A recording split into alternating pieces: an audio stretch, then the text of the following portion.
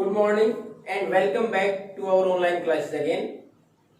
Now we are going to move towards our next topic, that is unification of Britain. In the last class we have discussed about the unification of Germany and Italy. But that was the result of a middle class revolution and a sudden upheaval. अचानक से एक आंदोलन का रूप लिया, उसके बाद उसमें बदलाव हुए थे, but it was a long process, not the result of a sudden appeal. अचानक से ऐसा कुछ नहीं हुआ. अब उसमें किस प्रकार हुआ था यूनिफिकेशन? ब्रिटेन के अंदर जब यूनिफिकेशन की प्रक्रिया शुरुआत हुई तो उसमें लंबा समय किस प्रकार लगा कि सबसे पहले इंडस्ट्रियलाइजेशन हुआ ब्रिटेन में. वो यूरोप की भी अगर बात करें, यूरोप में हुआ, यूरोप में ब्रिटेन में हुआ. Because of that wealth come to the industries as well as the middle class who work in the industries. जो मध्यम वर्ग के लोग इंडस्ट्रीज में काम करने आए, इंडस्ट्रीज से उनके पास पैसा बढ़ा. Then they demanded a government on democratic values और रिपब्लिकन गवर्नमेंट. उन्होंने मांग की कि सरकार ऐसी हो जो लोकतांत्रिक तरीके से चले और गणतंत्र की सरकार हो, उस सरकार चुनी जाए. लेकिन 18th सेंचुरी से पहले there was not such a country like the Great Britain, United Kingdom of Great Britain. जैसे आज जानते हैं कि एक बड़ा राज्य जो बना हुआ है, ऐसी कोई अलग पहचान ब्रिटेन की नहीं थी. वो भी जैसे हमारे स्टेट हैं, हरियाणा, पंजाब, राजस्थान, जैसे हम बोलते हैं हरियाणवी, पंजाबी है, तो वैसे उनकी भी अलग अलग पहचान थी. वो किस तौर पर थी? जैसे इंग्लिश, स्कॉट, वेल्स, आयरिश, ये अलग रीजन के अनुसार अलग अलग पहचान थी ब्रिटेन में. फिर जैसे मैंने बोला इंडस्ट्रियलाइजेशन के बाद थोड़ा सा वेल्थ बढ़ा, जो मिडिल क्लास था उसका प्रभाव बढ़ा, उसने डिमांड की डेमोक्रेटिक राइट्स की. तो उसी का परिणाम था कि वहां 1688 में ब्रिटिश पार्लियामेंट ने किसे शासन ले लिया? मोनार्चियल फॉर्म ऑफ गवर्नमेंट से पहले. आप भी पढ़ते हो, वहां सुप्रीम जो वहां की पोस्ट है, जैसे हमारा प्रेसिडेंट है, वहां कौन होता है? It is run by the name of queen. तो वैसे ही एम्परर वहां राजा के अनुसार शासन चलता था, उसे वापस ले लिया गया और 1688 में वहां से पार्लियामेंट ने शासन अपने हाथ में ले लिया था. लेकिन उसके बावजूद ब्रिटेन यूनिफिकेशन नहीं हुआ. उसके बावजूद धीरे धीरे प्रक्रियाएं चली, प्रयास किया गया कि बाकी जो अलग अलग एरियाज है जिनकी अलग एथनिक पहचान है. और what is ethnic? A group or a community which belongs to a particular religion have a common culture or tradition. जिनकी अपनी कुछ संस्कृति, एक ऐसा समुदाय जिसकी अपनी संस्कृति, अपनी परंपराएं अलग हों. तो उसी प्रकार इनकी भी थी. इंग्लिश, स्कॉट, वेल्स, ये अलग अलग रीजन थे जिनके अलग अलग अपनी पहचान थी, अलग तीज त्योहार थे, अलग अलग फेस्टिवल्स थे और अलग जितने भी प्रकार के उनके पोजीशंस थे वो सारी, और कॉस्ट्यूम्स वगैरह, फेस्टिवल्स वगैरह, डांस फॉर्म्स, म्यूजिक, वो सब अलग रहे होंगे. तो ये अलग पहचान, तो एथनिक ग्रुप की ये पहचान थी. लेकिन पार्लियामेंट के शासन हाथ में लेने के बाद पहला जो प्रयास है यूनिफिकेशन के लिए क्या था? Unification of Britain by incorporating और including Scotland. Act of union 1707 के द्वारा स्कॉटलैंड को ब्रिटेन के अंदर शामिल कर लिया गया. Britain was incorporated with Scotland और ब्रिटेन का नाम पूरा क्या हो गया बदल के? United Kingdom of Great Britain. अब उसके बाद जैसे ही उसके ऊपर प्रभाव बढ़ा, पार्लियामेंट में संख्या तो पहले ही किसकी थी?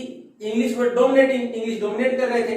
जैसे अगर हमारे यहाँ भी बड़े वर्ग की बात करें, अगर इंडियन पार्लियामेंट की बात करें, अगर रिलीजियस कम्युनिटी की बात करें तो हिंदू एंड मेजोरिटी.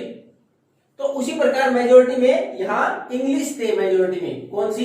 ये जो ब्रिटेन पार्लियामेंट थी. स्कॉटलैंड शामिल तो हो गया, लेकिन स्कॉटलैंड से संबंधित लोग बहुत कम गए पार्लियामेंट में. और धीरे धीरे The Britishers or the Englishmen suppressed the culture of Scottish. तो स्कॉटलैंड के उनकी कल्चर को धीरे धीरे प्रेशराइज किया गया, दबा दिया गया और उतना प्रभाव नहीं रहा.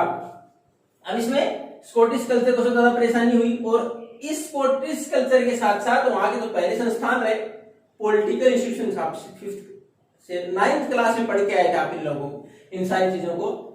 वर्किंग ऑफ इंस्टीट्यूशन से क्वेश्चन था सिविक्स में, यानी संस्थाएं किस प्रकार काम करती हैं. तो स्कॉटलैंड की जो पहले व्यवस्था से संस्थाएं जो काम करती थी, उन संस्थाओं को बंद कर दिया गया. यानी ब्रिटेन की जो व्यवस्था उसके अनुसार काम करना पड़ा. और उनकी जो खुद की भाषा थी अलग से, गैलिक लैंग्वेज, उसको रोक दिया गया. और कौन सी फोर्स कर दी गई? They are suppose to speak English, कि अब इंग्लिश बोले, उनकी खुद की भाषा है, उसको रोक दिया गया. और सबसे ज्यादा परेशानी किसको हुई? कैथोलिक. अब जैसे हमारे यहाँ हिंदू धर्म को हमने जातियां बांट दी, उसके बाद अगर मुस्लिम की बात करो, दो वर्ग में बटे हैं, कौन से, शिया और सुन्नी। उसी प्रकार क्रिश्चियन भी दो भागों में बटे हैं, वो कौन सा, कैथोलिक और प्रोटेस्टेंट। तो जो कैथोलिक थे, क्रिश्चियन में भी जो कैथोलिक थे, उनको सबसे ज्यादा परेशान किया गया।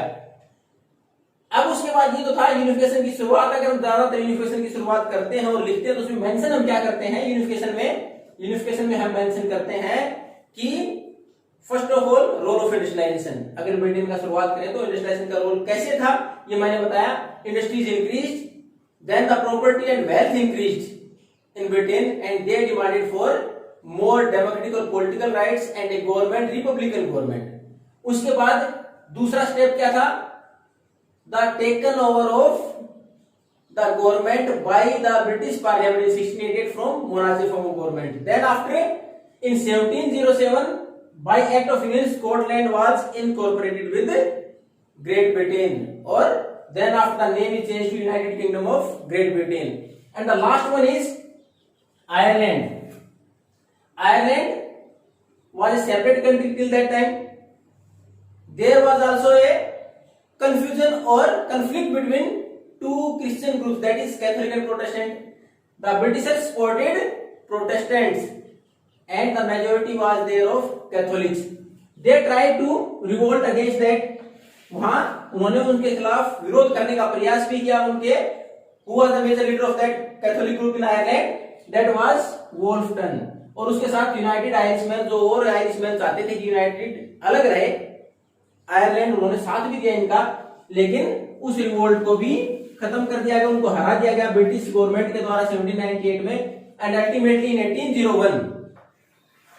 1801 में आयरलैंड वाज आल्सो फोर्सिबली, क्योंकि पावर का इस्तेमाल किया गया था उनको हरा के, तो फोर्सिबली इनकॉर्पोरेटेड विद ब्रिटेन, उसको भी ब्रिटेन में शामिल कर लिया गया। ये तीसरा स्टेप, पहला इंडस्ट्रियलाइजेशन, उसके बाद 1688 में पार्लियामेंट का शासन संभाल लेना मोनार्की फॉर्म से, उसके बाद तीसरा एक्ट ऑफ यूनियन के द्वारा स्कॉटलैंड को शामिल करना, फिर 1801 में आयरलैंड को शामिल कर लेना। उसके बाद एक यूनिफाइड पहचान, पूरे देश की जो पहचान बनाएगी ब्रिटेन की, वो क्या क्या थी, what were the common symbol for Britain, वो कौन कौन से थे, Union Jack, the national flag, जैसे हम ट्राई कलर है हमारा, उसके बाद God save our noble king, that is national anthem, जैसा हमारा जनगण मन है, और इंग्लिश लैंग्वेज, और पूरे देश के लिए भाषा, जो राष्ट्रीय भाषा की बात करें, जैसे हम हमारी हिंदी मानते हैं, हालांकि हिंदी और इंग्लिश दोनों ही ऑफिशियल लैंग्वेज हैं, तो वहां इंग्लिश लैंग्वेज उसकी अलग कॉमन आइडेंटिटी के तौर पर इस देश की पहचान बना दी गई। ये तो था यूनिफिकेशन ऑफ ब्रिटेन। यूनिफिकेशन हमने 3 पढ़े हैं,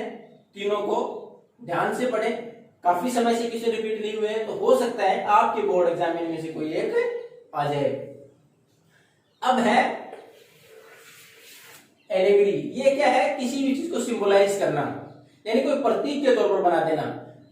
और ये जब हमारे यहाँ नेशनल मूवमेंट हुए तो उस टाइम पर, ये तो यूरोप पढ़ रहे हैं, अगर भारत की बात करें तो भी वही है, तो फ्रांस के अंदर तो क्या था, दोनों ही जगह और ज्यादातर जगह महिला के तौर पर ही बनाया गया, किसी भी राष्ट्र को महिला के तौर पर दिखाया। बात को किस प्रकार, भारत माता, हम भी भारत माता है, ऐसे ही फ्रांस में क्या था, मैरियाने। अब उसमें ज्यादातर आता है मैरियाने की महत्वपूर्ण फीचर्स कौन सी हैं, तो फीचर्स की अगर बात करें मैरियाने की, तो उसमें उसके रेड कैप है, ट्राई कलर है, उसने जो कपड़े पहन रखे हैं, उसके बाद कोकेट, जैसे हमारे यहाँ कलगी जिसको बोलते हैं, जैसे हम कोक, मुर्गा होता है उसके ऊपर सर पर होती है, मोर के ऊपर, पिकअप के ऊपर भी होती है, ऐसी कलगी भी दिखा रखी है उसमें। उसके साथ साथ ये तो उसने जो व्हाट शी वाज वेयरिंग, किस प्रकार का उसका प्रतीक चिन्ह बना रखा है मैरियाना का।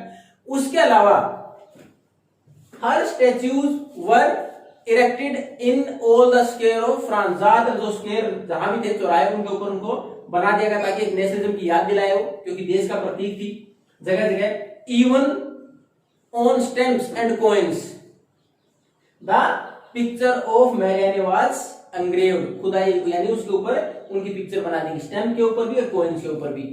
केवल मैरियाने किसे रिलेट कर दिया गया, नेशनलिज्म से, राष्ट्रवाद से, एक प्रतीक बना दिया गया, जैसे हमने भारत माता बना दिया, उन्होंने मैरियाने बना दी कहां, फ्रांस में। सेम ऐसा ही हुआ जर्मनी में। जर्मनी के अंदर भी यहां मैरियाने, यहां जर्मनी के अंदर जर्मेनिया। और उसकी फीचर्स की अगर हम बात करें जर्मेनिया की, तो Germania crown of oak leaves, उसके ऊपर सर के ऊपर तो ताज दिखाएगा ओक लीव्स, एक बरूद का पेड़ उसका, और एक किसका प्रतीक है, वैल्योर और ब्रेवरी, बहादुरी का प्रतीक है। Then after sword in her hand, उसके हाथ में एक तलवार दिखा रखी है, it means ready to fight, अगर देश के लिए लड़ना पड़े तो उसका प्रतीक दिखा रखा है, we are ready to sacrifice, बलिदान करने को तैयार। उसके बाद ओलिव लीव्स, ओलिव लीव्स में ये दे रखा है, they are the symbol of peace, शांति, हम किसी से जबरदस्ती युद्ध नहीं चाहते, शांति स्थापित करना चाहते हैं, लेकिन शुरू की दो फीचर्स में आपने देखा, if required then they are ready to fight also. तो जर्मनी ने कुछ फीचर्स दिखा रखी थी। तो ये एलिगरी क्या होता है, प्रतीक बना देना। ज्यादातर कंट्रीज ने अपने प्रतीक किसको दिखाया है, महिलाओं को। मैंने एग्जांपल यूरोप के हैं, फ्रांस में मैरियाने, और जर्मनी में जर्मेनिया, भारत में भारत माता, हमारे लेसन में भी आएगा आगे ये।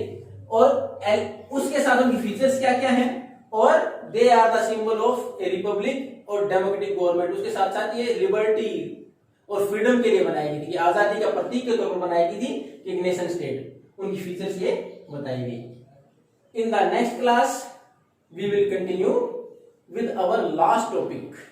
Thank you and have a nice day.